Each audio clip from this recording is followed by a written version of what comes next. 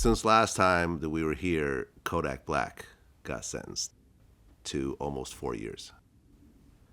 You heard about this? I don't know who Kodak Black is. I heard of him, but I haven't really paid much attention to him. Is he the one that they got into it with about Nipsey's girlfriend or something? Yeah. Yeah. That's where I heard of him from that, I think. So Kodak Black is an artist from Florida. And, I mean, he had been in a bunch of trouble over the years since he was about 15 or so. And he was a felon on probation, and he decided to go to multiple gun stores and buy guns and not check off that he was a felon on probation. One of those guns was found at a scene of a crime where someone got shot.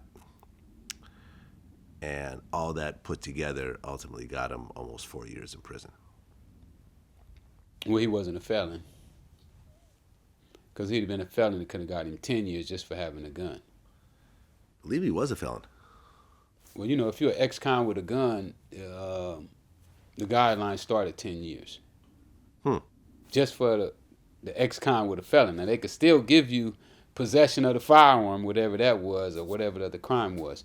The 10 years go on top of whatever else that you get caught with. Yeah, he's going to lose tens of millions of dollars while he's sitting in a cage. He was on the top of his game. He was probably getting $100,000 a show. He had platinum singles. He was really one of the biggest artists out there. And now he has to do nothing for 4 years. Almost 4 years. I think like 3 years, 8 months. He might come out bigger. He might. Did. Boosie came out bigger than he was. True. But what would happen had he not gone in? Who knows? Who knows? His biggest songs might have been recorded during that time. Absolutely correct. Yeah, and Boosie came out bigger, but a lot of his biggest songs was from before he got locked up. You lose momentum.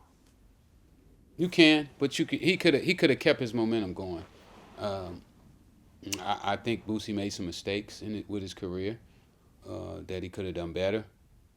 You know, we talked a little bit, and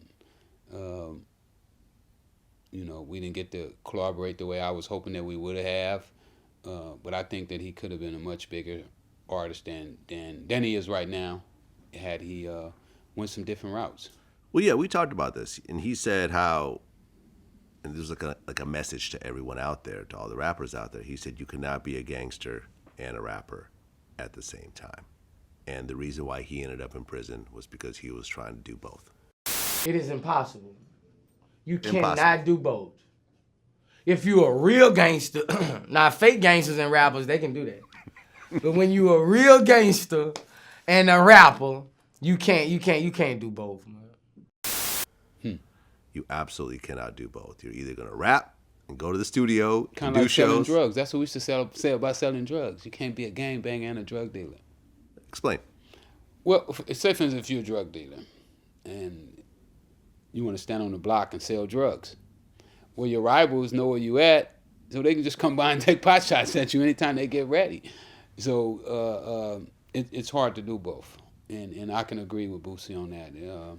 I would think that it would be hard to be up on stage, especially with, you know, if they got some of the hardcore gangbangers like when we were growing up. You know, these guys would shoot you wherever they saw you. You know, if you disrespected them or if they felt that they were supposed to kill you, they just kill you wherever it's at and then deal with the consequences. So definitely it would be tough.